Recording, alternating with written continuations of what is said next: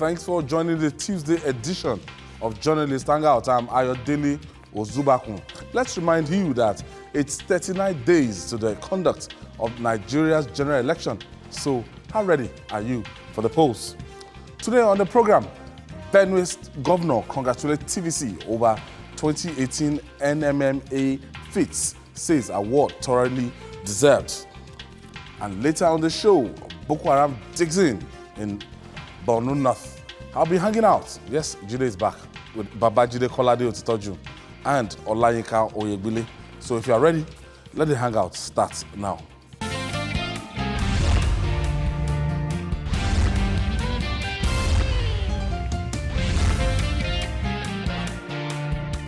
Welcome back. This is Journalist Hangout. Babajide Otitoju, welcome back.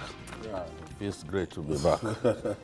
And it's a marvelous thing to get an opportunity to go to Borno State, one of my favorite states, once again. I say, Montana Isonga Alama Naje Borno. Kaga Ulako, Alama Naje Borno Kenya. It's a sign of going to Borno. Yes. So I'm happy to be back after my leave, and I'm ready to reclaim my past.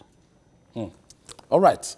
Consistency, they say, is the key to success. This brings to mind the statement by the late British statesman Benjamin Disraeli that the secret to success is constancy or purpose. Now, for some years, TVC News has consistently kept faith with its audience by bringing to their living rooms information and analysis of events shaping the polity. The great reward came December 2018 when the broadcast powerhouse in the country won the 2018 Media Merit Award NMMA TV Station of the Year. Benue State Governor Samuel Ortom, who joined numerous notable Nigerians to congratulate TVC, said the award is thoroughly deserved. Governor Ortom said the TVC's tradition of objectivity and credibility in the last 4 years means the award did not come to him as a surprise. Well, Babajide, finally, this was something that's sometime in October 1, 2008? 2014. 2014, sorry. And we had to create an alternate channel, and there we are, 4 years after. Yes, in the wisdom of the owner, Nigeria was ripe for a news channel, a 24 hours news channel in the shape of TVC News Nigeria. And then we started, we kicked off the channel on October 1st. We chose a significant date, October 4th, 2014. We had to recruit new staff. We had to create new programs and all. And it's a thing of joy that our hard work, our inventiveness have been rewarded, because it's not easy. You must constantly get feedback from the viewers. And the viewers have been so loyal, so dedicated. They've responded effectively to what we offer them. Good coverage of politics, unrivaled in our country. Election coverage, unrivaled in our country. The best political programs in our country. And these things are verifiable in form of even online interaction across the various programs that we have. You see a program like Journalist Hangout. Within a short time, you will have seen that if we start the program, the level of Feedback. Interaction online is unprecedented. So from the first minute, you see people, exchanging banters, commenting about abusing what us we are doing. sometimes. Some of them are abusing us. No, we are used to it. Some of them are abusing us. Some of them saying, you are doing it well. If you look at the number of people who contribute online to what we are doing on Journalist Hangout is unprecedented. It's unmatched. Not just here, YouTube, but even beyond TVC. So we've worked hard, and for me, the only surprise to me is that this didn't come before now, because I had expected that in 2015 or 2016 that this will come. But last year, we lost this award by 0.5%, according to a member of the judging panel. You know, so I knew at that time that this thing was becoming close, that it's just a matter of time our efforts will be rewarded with the biggest prize in television in Nigeria. And it has come our way. We give God the glory. We know that it imposes a burden on us to even do better, you know, because we've been told that this award was for 2017. So we are confident that we will win even the 2018 installment of it, and we will go on like that. Everyone knows now that we are no longer a backstreet TV station. We are right there in front, and we must behave and work hard in the manner that is expected of the leader. So that is the burden that it imposes on us. They say the reward for hard work is more work. What is the feedback you're getting even about JH out there? Nothing good comes easy. And since it had come, the joy is that the station, in the 4 years that it has been in existence, has shown that it has what it takes to get it. And for me, it goes a long way to show that it is not how long, but how well that you have done it. The TVC has shown that it has come to take its rightful place. And if you look at a program like Journalist Hangout, it is perhaps the only program in Nigeria that is not a soap opera, that is not a comedy or something entertaining, that has the kind of large followership that it has. There's, I want to believe that there's no any discussion program or political program or whatever that has the same kind of leverage that Journalist Hangout has. And for the station to have won this, it shows that the good work that the management and the staff have been doing is recognized. And the best thing to do now is never to rest. Because as Babajide has said, the reward for hard work is more work. Because the station has won now does not mean it is going to rest. It is going to work more, because if you work more, you get more recognition, and what you do will show that the first time you won it was not just an happenstance, that it was a planned hard work thing, and that is it. The viewership up north, south, southeast. I was in Union the other day. I was shocked the number of people that came, accosted me from the airport and everywhere you go, and I think it's crazy and enough. It's in northern Nigeria, there's no television station that people watch like TVC. I can say confidently now, without any fear of contradiction, that there is no TV station that people watch in Nigeria like TVC. You go to some state secretariats, and in every office that you enter, it is TVC that they are watching. TVC is the #1 TV station for the armed forces of Nigeria. You can verify this. This is verifiable. That's the #1 TV station for the armed forces of Nigeria. I went to Operation Lafia Dole in Maiduguri.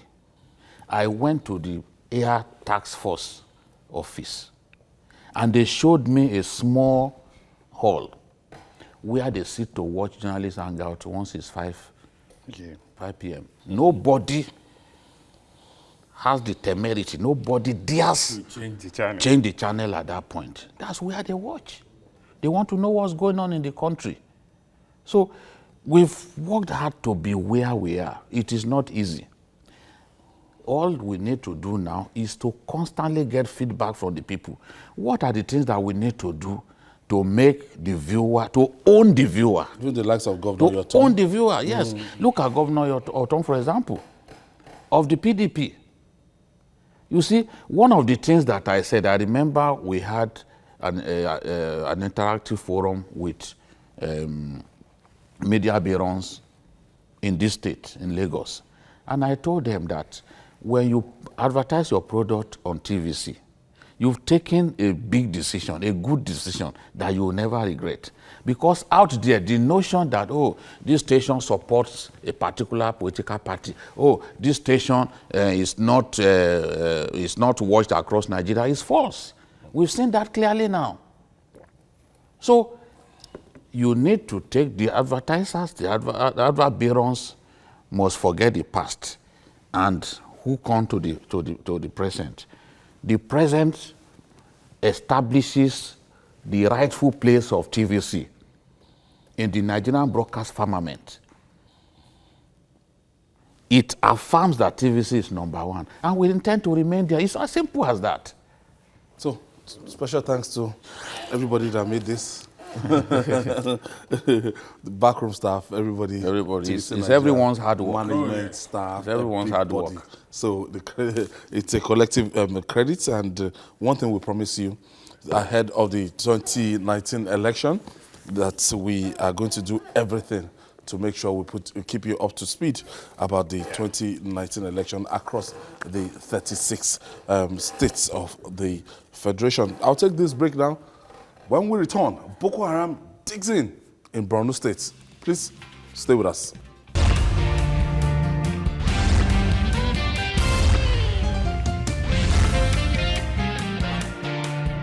Welcome back. Propaganda is an essential tool in warfare, but it can misfire if not properly handled or channeled. This prompted the great English writer George Orwell to assert that one of the most horrible features of war is that all war propaganda. All the screaming and lies and the hatred comes invariably from people who are not fighting.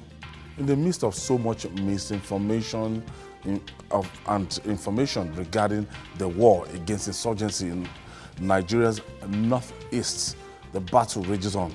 Despite all the military authorities are making of it, it appears that the insurgents are becoming very daring in their attacks. The Boko Haram fighters are digging in to gain more control and bragging rights in Borno North. That's Borno North. On the program today, we beam our searchlights on the war situation in Borno State, that's Borno North. Wow, Babajide, you just you came in from Borno State. What's going on there? Yeah, the situation is pathetic, especially in Borno North. We are talking about communities that people have abandoned. Tomorrow I'll be able to show videos indicating that a lot of those communities, people are not living in them. And sometimes I ask myself, what really is the intention of Boko Haram? Because they have sustained attacks on the army in some communities, not with the intention of holding those communities, but with the intention of instilling fear in the army to the point that the army will not deploy in some of those communities. And because at the end of the day, you see what looks like an insignificant town or village. It has no military value. Yet, the military base there has come under attack consistently. Why? And after that, you will now see that we are not ready to deploy anymore. Because it makes no sense to continue to put troops where they get attacked and killed. And in many of those communities, nobody is even there. You just put troops there. So they are happy to just see our troops just lying there, and they come under attack. Now, in Borno North, what you find is that the local government headquarters will be under the control of Nigerian soldiers. But if you venture 5 kilometers outside the local government, you're on your own. You could be killed. Now, look at Guzamala local government. In Guzamala local government, the local government headquarters is Gudumbali. That is the local government headquarters of the Speaker of the Borno State House of Assembly. This area, this Gudumbali, has come under attack so many times. The Chief of Army Staff acknowledged, because there's an epitaph in that local government headquarters in honor of more than 100 Nigerian soldiers killed by Boko Haram in an attack. That was before the coming of this administration. But Boko Haram has not stopped attacking Guzamala local government. They continue. The governor came, the governor rebuilt the town, health institution, schools, even a guest house for visitors and all that. And what did they do? They came, chased soldiers away, and set ablaze everything that the governor had built. Those brand new buildings. Yes. They set ablaze everything that the governor, and they didn't stop there. Even after that, they continued to attack troops. So, this is the situation. In Kukawa local government, under which you have Baga, Boko Haram have chased the people away. They've chased people away. It's the same thing. You go to Abadam. Abadam, our troops are in control of Malam Fatori, but these residents have fled. The residents have fled. And all the communities around Malam Fatori, people have fled because Boko Haram is very active in all those communities. It's the same thing in Damasak. Damasak, where we lost an helicopter, an Mi-35, and the crew. They were buried. They were buried yesterday. Outside of Damasak, there's no town that is safe in that local government. Outside, we have good troop concentration.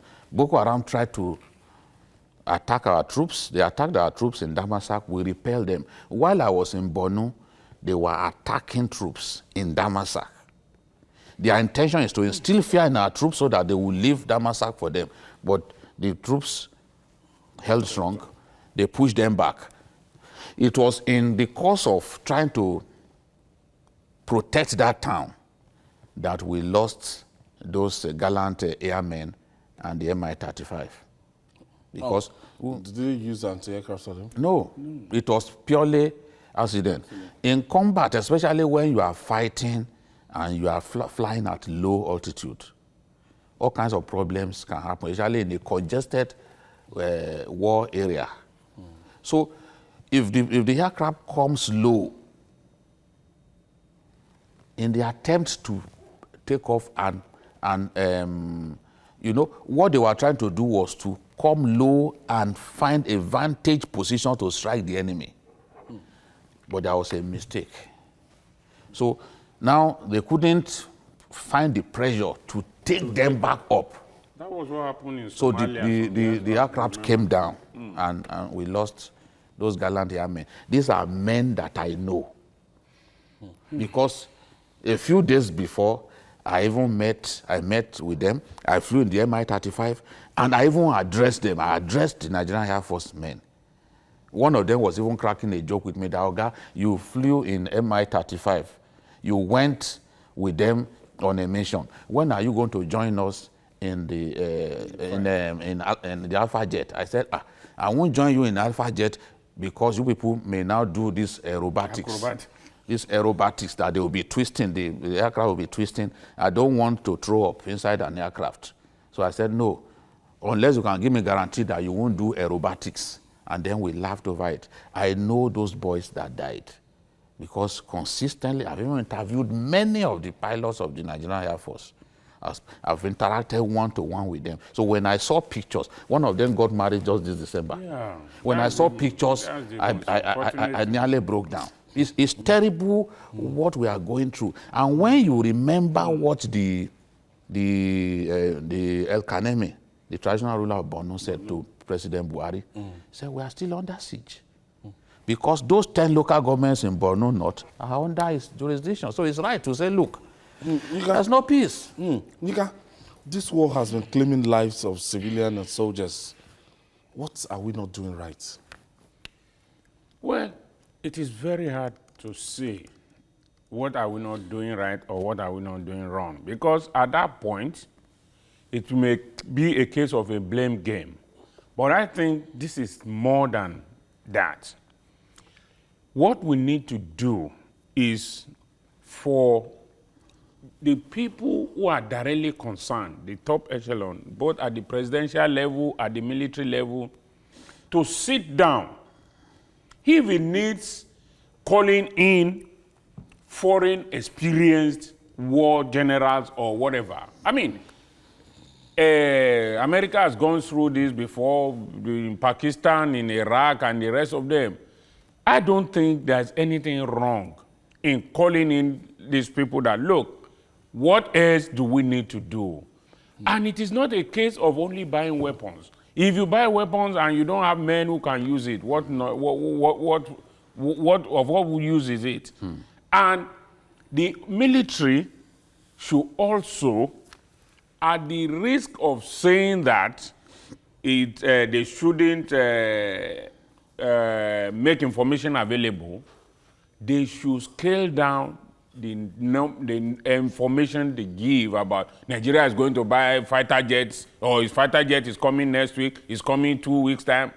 Those things I mean, for me, I think we don't need to know all those nitty-gritty details. All we want to see is that the war is being fought and we are winning. It doesn't matter whether we have 35 Mi-35 jets or whatever, even if you have only one. As long as the war is being fought and it is being won, we don't need too much information on. I know some people might think this is coming, this is as a surprise coming from a journalist, but I think it is in a war situation because every information is important. There are media houses and there are journalists because there is a country. If the country is at war, no vendor will go on the street to sell newspapers. Even those who are publishing online, if they destroy all the masks that where you host your news portal, nobody will read your news. And even if, so all we need to do is there is a need for everyone to exercise some restraint. And the military must also be very, very vigilant. I want to believe very strongly that even in the military, there are some blacklegs, people who are hunting with the air and hunting with the this. So we must be able to find out. There must be proper management of information, and the information of what is going on, what weapons you have, and all that should not be displayed on the pages of newspapers. Okay, Babajide, there's always this claim about, synergy between the armed forces. Is it really the case? How do we solve the problem, that lack of synergy between these guys? I don't think that the problem is really lack of synergy. Nigerians make so much noise about this, but anyone who is really conversants with the military operations in the Northeast will know that it's not a case of synergy not being there. For example, when this Metele attack, people were saying, why didn't the Air Force come in quickly to stop the Metele attack? But the information didn't come on time. And the information actually even came from Damasak, which was not the location that was on that, was in distress. And Boko Haram attacks sometimes can be very swift. Boko Haram does not have the ability to sustain an attack for so long, maybe fight with you for a whole day. No, they want to just do it, succeed, and then run away. So the attack on Metele was swift, just like the attack on Zaria on August 30. They killed a lot of our soldiers. Very swift. Sometimes under 40 minutes they are through. And you know sometimes too that the weather, especially at this time, the weather is not really friendly to the Air Force. So before they deploy, you have to look at the weather. If the weather is not good, they can't fly. They can't fly. So even that weather can sometimes delay operation. And for the army, when during the wet season, they also cannot move freely on given the texture of the land in Maiduguri. Yeah. So the Air Force can say, look, we softened up these guys, but the army didn't move in on time. So the communication, yes, it can be better, but I do not see a deliberate attempt or like a kind of disharmony between both groups. There are problems. Our communication has to improve. Commanders must be able to talk directly, for example, to the commander of the F7 or the commander of the Alpha Jet, so that when they are in distress, they can talk directly. So there are problems of communication, but it's not as if there's no synergy. There are problems. We have to admit that there are problems with communication. It has to improve. What's your view on that synergy? Yes. You see, people talk so much about lack of synergy and all that, but all this, with the success, no matter how small we think it is that they have achieved, I think there is that synergy. What they need to work on is there is no situation that is perfect. The synergy must be worked on from time to time.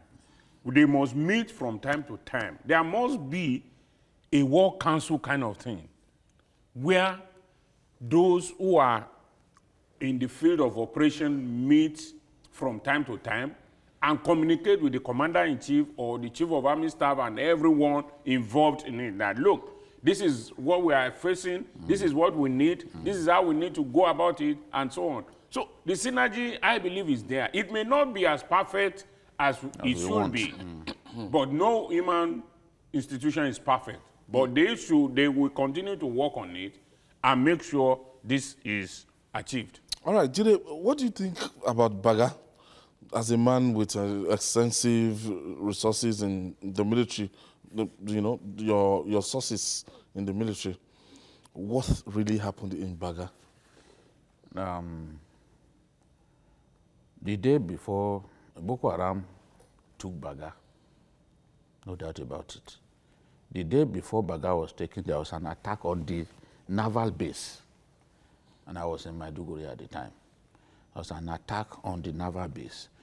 And I became worried because I know that that is the headquarters of the Multinational Joint Task Force. And there is a huge concentration of weapons in that area. So I started asking myself, these guys, what's going on? And not far away from Baga, we have the headquarters of the 7th Division of the Nigerian Army in Monguno, which is also the garrison town. So I'm like, whatever happens, troops can move in, from Monguno and take over and push them away. But Boko Haram's actions should have warned us that they will come to Baga, because the communities around Baga, they have succeeded in dominating those communities. All of those communities, Cross, Kawa, Kukawa, those communities around the area. So they just told themselves that, look, since we've taken these areas, why don't we just go to Baga? And you know, they want to control the Lake Chad area. They want to control that place totally because it makes economic sense to them to be in charge of fishing and other things. So they attacked Baga and they took Baga. Now, when they took Baga, the attempts to retake Baga did not go according to plan. And you know, the military would want to sit down and plan thoroughly because they know that the enemy is always lying in wait for ambush. That is why, for those who have been asking that our military should go on the offensive, it's because they don't see patrols as frequently as they used to see patrols. Boko Haram has made it extremely difficult for us to sustain patrols the way we used to do. Because they are lying in wait for ambushes. Ambushes, not the kind of ambush that happened in Burma. In Burma, where we lost troops and General, the former commander, Rogers Nicholas, was eventually replaced after this excellent work that he had done. So any commander would take his time before launching an attack. Now, the army story was that they repelled the attack. While I agree that it's not every information that you must put out there, the army must realize that there is a limit to even propaganda. We have people in Baga who ran away. To Maiduguri. Yes. They ran away to Maiduguri. Their own stories, even in war reporting, you can verify what the soldier told you. You can cross-check what the soldier told you. It's allowed in war reporting. Yes. So now if you said that, okay, you repel the attack, and Daily Trust went as far as talking to victims, the same way that the TVC spoke to victims. And the victims are saying, no, what the army is saying or what you are hearing is not what is happening. Yeah. We fled our community. There is no Nigerian who would not want to do Happy New Year in his town. Yeah. And this attack came close to New Year. You think people will be happy to just simply run away from their loved ones? Some of them very old people. We saw old people trekking long distances. So that story simply did not really gel. In some cases, when the attack happened in Damasak, we reported it that the army repelled the attack. When they tried to go to Bunegeri, we reported it. But occasionally, when the army suffers setbacks, they must have the courage and the honesty to admit that, look, we suffered setback. But in this case, that's not what happened. Baga was taken by Boko Haram. I think that even with the video that Boko Haram has put out there, showing their troops, showing their fighters in gun trucks, and some of them sitting under the tree, and even going as far as entering the war room to show the map, the operational map. That's a way of sending a message that we are in control of this area. I think so. It's not in doubt. And I think even some of the statements of the army, including their statement that Daily Trust, in invading Daily Trust, their statement that Daily Trust reported their plan. So the question to ask is, if Baga was not taken, how come you have a plan to launch an attack to retake it? If it was not taken, that means Daily Trust just reported what did not happen. So if you have planned to retake Baga and 6 other communities, then you are corroborating the earlier story that Daily Trust wrote. So my belief is that the invasion of Daily Trust was carried out in anger over the first story that they did, because there's really no information that is classified in that Daily Trust story. They just said Nigerian army is planning a big offensive to retake those communities. It's normal that they will plan a big offensive to retake. This is just normal. Okay. Sorry. The Borno State governor, that's Kashim Shettima, admits that they have a big problem in Borno North. Let's listen to him.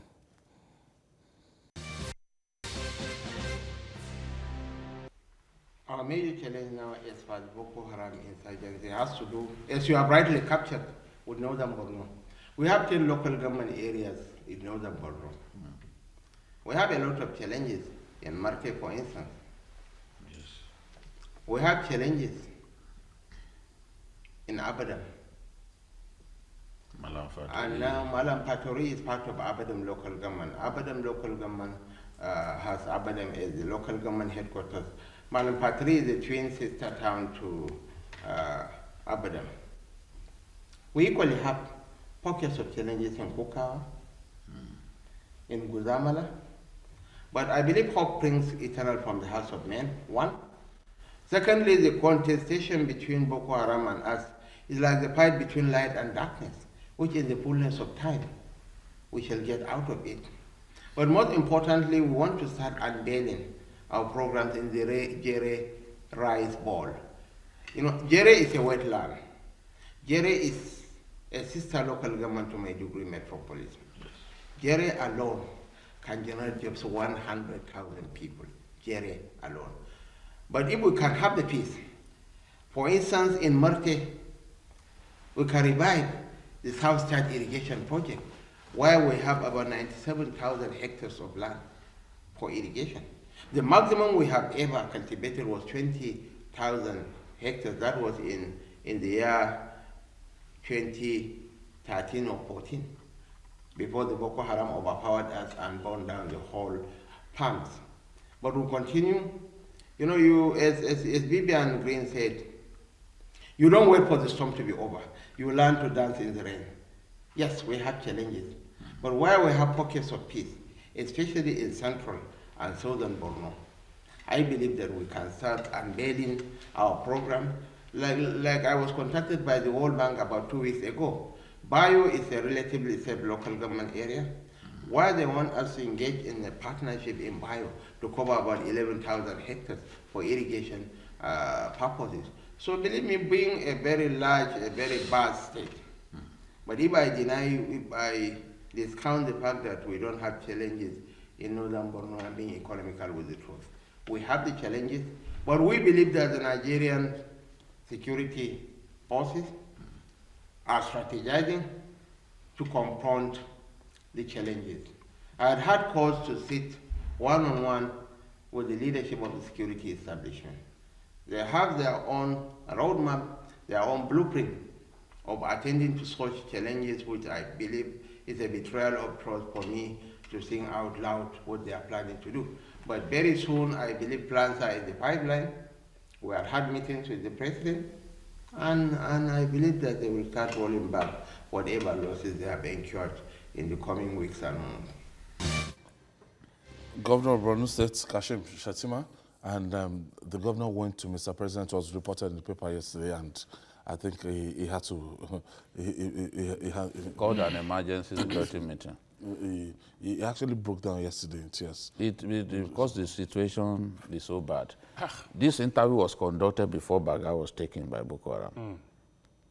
So, and his people prevailed on him not to go to Monguno, because Monguno is where a lot of the people fled to.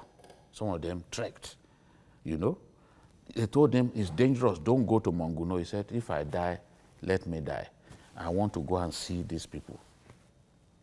That even when Chibok was attacked, we went there. So he went to Monguno. So he realizes the problem. This is a governor who will have done a lot more for his people. But these outlaws have refused to allow peace to reign.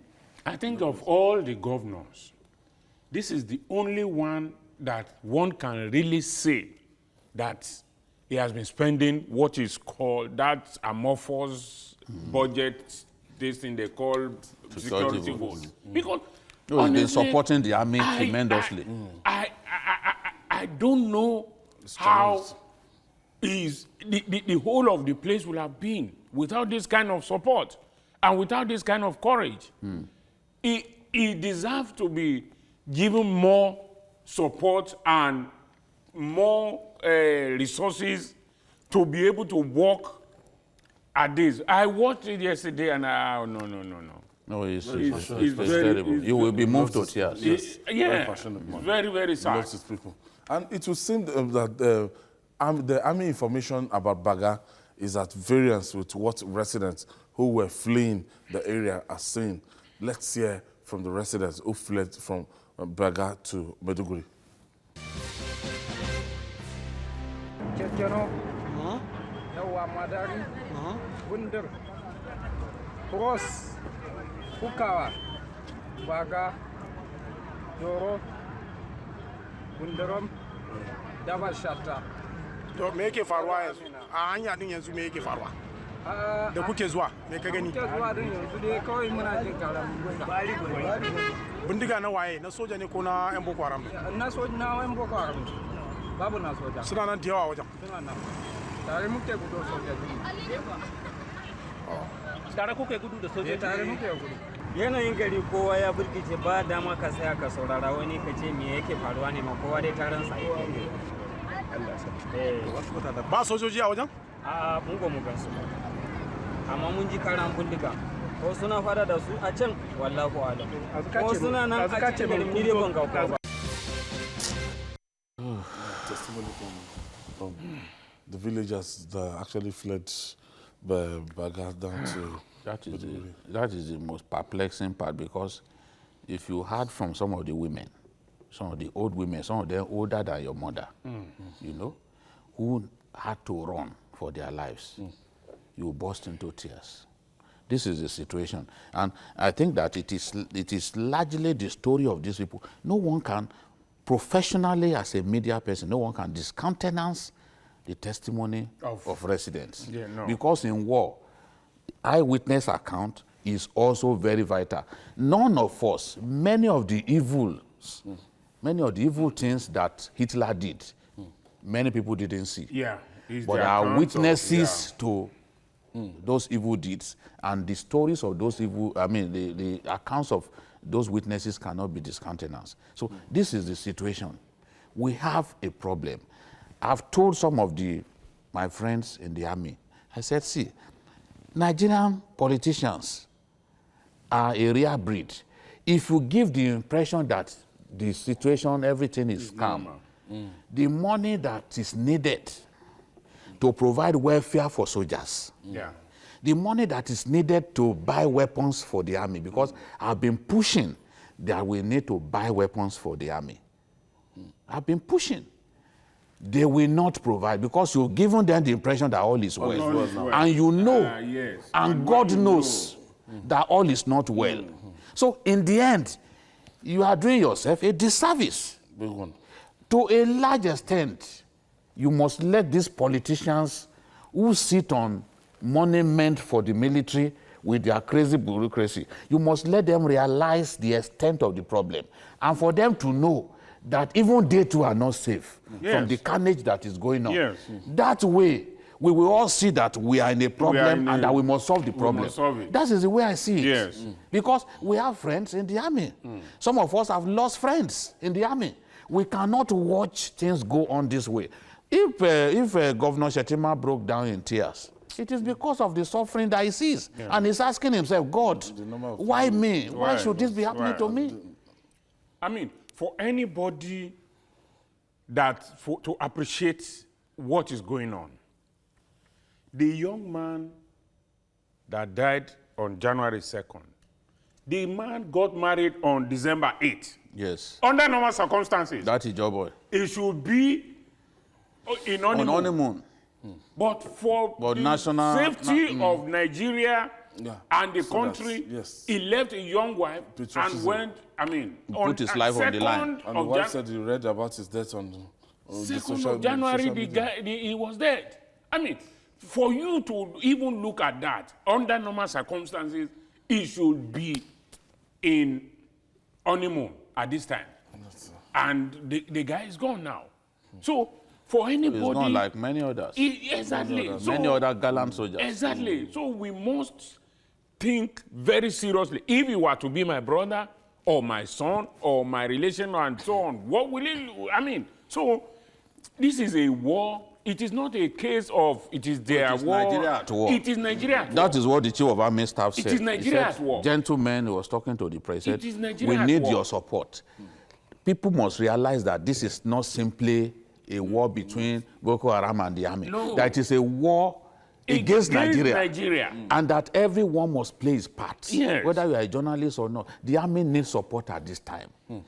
The welfare of the soldiers, the weapons that they fight with. Because look, why does America invest so much in weapons? Because with quality weapons, you can reduce the casualty rate significantly. Very well. I once said that, look, the Apache helicopter, with the Apache helicopter, you can, from Lagos here, you can actually take out your target in Ibadan without your troops coming at arm's way. I mean, coming under any form of threat. So that protects you. I hear that the Nigerian army wants to buy T-90 main battle tanks. I pray to God that that will happen. Because with the T-90 tank and its advanced features, we win this war easily. Remember what we did when we had the T-72. A lot of them now, I don't think they are in the condition in which they were in 2014 or 2015, early 2015. Let the president said, I am going to approve emergency procurement of weapons. Let the president ensure that that emergency procurement of weapons happen. Because the army needs it. They need it. They need it. It's a serious case. You mentioned those particular areas. Yes, he mentioned Kukawa. That's where Baga belongs to. All the towns are not safe. He mentioned Malam Fatori, that is the headquarters of Abadam local government. All the towns around it, like Metele, for example, is under Abadam local government, where they slaughtered our soldiers. So these things are perplexing. How can a governor set out to rebuild communities destroyed, and then these people will come back and destroy? How can you be happy to see that happening, your own work being destroyed? That is why it will break down. That is why the governor will break down. Okay, let me quickly take Sadiq Shehu. He's a retired Air Force officer. Thank you for joining us, Sadiq. Hello, Sadiq. Hello, good evening. Good evening. Thank you for joining us. Thank you. We want your view on the invasion of Daily Trust. In short, what I would like to say is that controversy between media and the military is not a new thing, even in Nigeria. However, while the military have the right to protect operational secrecy, the media man also has the right to look for news in the interest of informing the general public. Having said that, there is a certain decorum that a newspaper or a journalist can impose on himself by way of self-censorship, apart from the censorship that the military might impose. He might look at, I have certain information, but it is not palatable or it's not going to be in the national interest for me to receive that. But it is a call that the journalist should make himself. What the military can do is to make the journalist to understand that there are some issues that, if released, may harm the war effort. What I am against is the military not understanding that the journalist by profession is not actually made to assist the military. That is the reality. That is the brutal fact about it. He has his own life to live. But dialogue, by getting a journalist to that, look, we're having war, please, when you get some information, we might require you to either delay it or not publish it because it might harm our troops. That kind of dialogue can be established. Now, where the military feels that a journalist has infringed on this right of national security, again, like the white men say, there's a wrong way of doing the right thing. I do not support the idea of the military marching on a media house, even if they have violated that national security requirement. I do not think it is the military. It is within the military's power in a democracy. Thank you, Said Shehu. The media house and Thank arrest you. the staff. Thank you. Our time is fast spent. Thank they you. could lodge a complaint.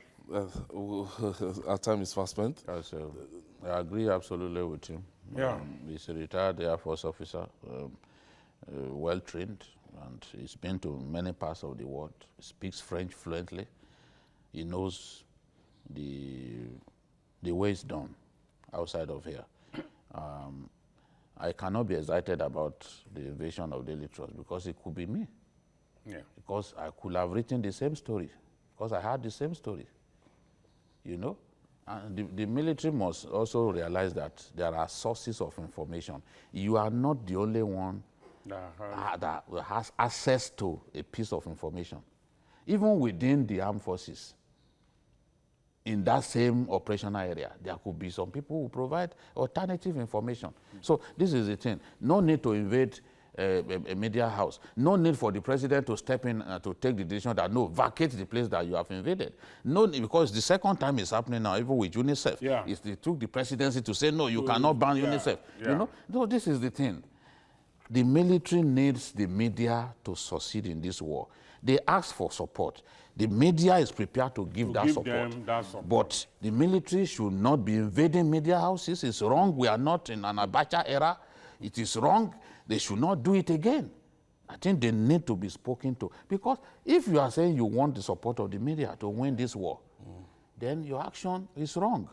But I'm happy with General Sani Kukasheka Usman, because the press statement that he issued was a tempered one. He wrote it like a professional, like somebody who has a perfect grasp of his job, you know, in a way, in a subtle manner, admitting that, yes, yes, this is what we need to do going forward. We have to go. I want to thank you, Yinka Oyegwile. Thank you for your contribution today, and welcome back, Babajide Kolade Otitoju. And thank you. We'll do this again tomorrow. Yes. That's it. On Journalist Hangout, join us tomorrow for another interesting episode of the program. You can also watch Journalist Hangout on our platforms showing on the screen. And we're also on YouTube. That's youtube.com/TVC News Nigeria. Our feedback channel is Journalist Hangout at tvcnews.tv. I'm Ayodele Uzubako. Bye for now, and God bless Nigeria.